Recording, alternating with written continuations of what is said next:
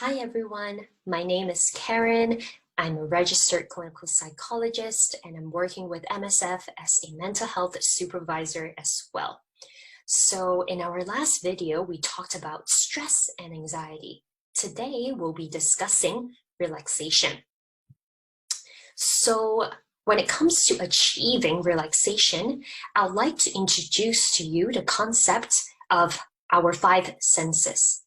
And I'm sure all of us here know very well what these five senses are.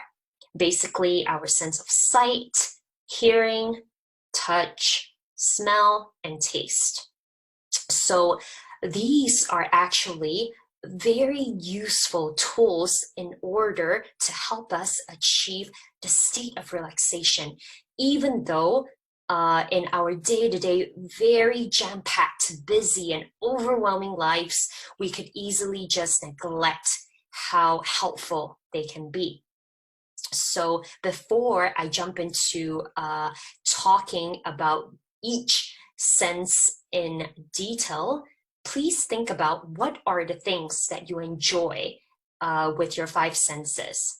So they could be, the sense of smell that you notice you really enjoy utilizing, or it could be the sense of hearing. So whatever it is, have a think. So how do we reach the point of relaxation with our five senses? That would be through the process of self-soothing. So in order to properly carry out self-soothing, we need to first recognize what are the activities that we find soothing.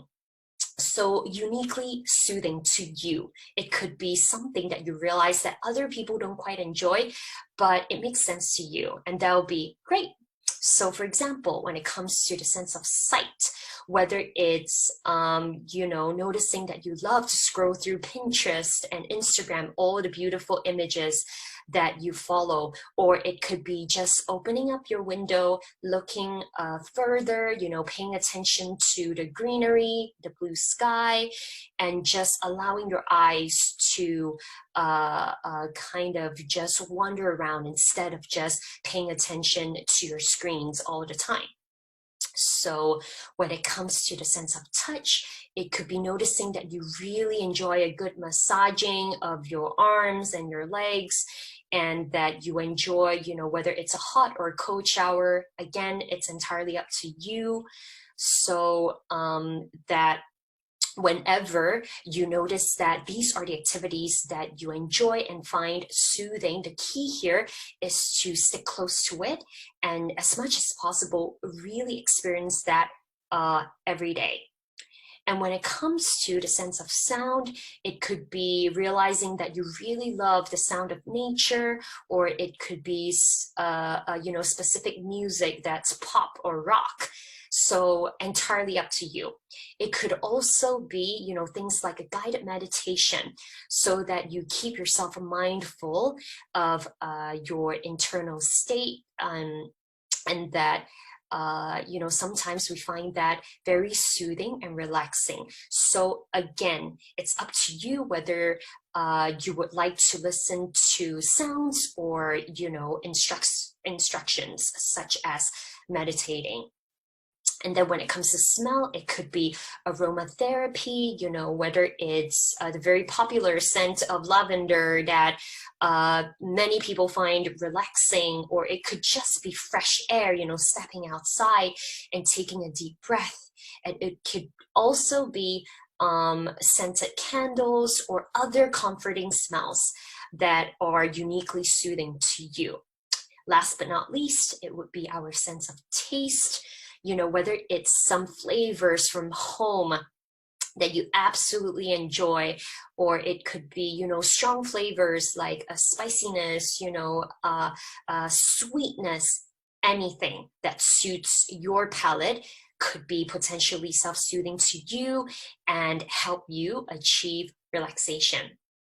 So another reminder here would be to keep up with all these self-soothing activities, because as we all know, when it comes to stressful moments, they come in every day. So in order to lower our stress, we want to keep up with the self-soothing activities as well, so that it could counteract the stress. So apart from relaxation, keeping ourselves informed about mental health could be very helpful for us to maintain our well-being. So that's the reason why my organization, MSF, has set up this website to share more information about mental health, specifically related to the COVID situation that we're all going through and finding it very difficult to cope with. So there are also other activities on the website to help you self-soothe and relax as well. And there are other sources of support, such as your organization, the Fair Employment Agency, that could support you through other issues such as employment, finances, or relocating. So please stick close to all these sources of support, so that you will have the effective help whenever the need arise in your life. So there's also the Caritas Family Crisis Hotline for you to dial in when you notice that you have more distressing thoughts and that you have a lot of negative emotions.